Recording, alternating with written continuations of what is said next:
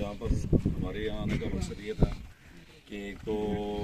थोड़ा आगाही सर्वे ताकि लोगों को हेल्प आउट किया जा सके, क्योंकि जितने मसाइल हैं, जितना बड़ा इलाका है,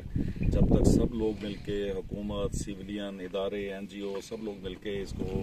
फैसिलिटेट नहीं करेंगे तो ये मसला हल होने वाला नहीं है। इस सब से कहीं ज़्यादा बढ़कर इस मसले के हल का एक ही तरीका है कि अल्लाह रब्बे ज़ुल जलाल अपनी रहमत की बारिश नादल करे और उसके साथ इन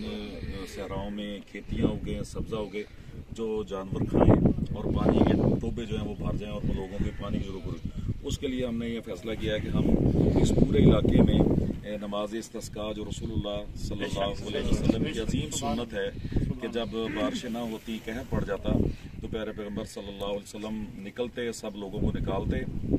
2 रकत नमाज अदा करते और सब इज्तिमाई तौर पे अपने गुनाहों की माफ़ी मांगते और अल्लाह से बारिश की दुआ करते और अल्लाह अपनी रहमत कर दिया करता था। तो इस हवाले से हम यहाँ पर नमाज की अदायगी के लिए आए हैं। यहाँ पर हम सब लोगों को जमा करके हम इंशाल्लाह नमाज इस्तिस्का अदा करेंगे।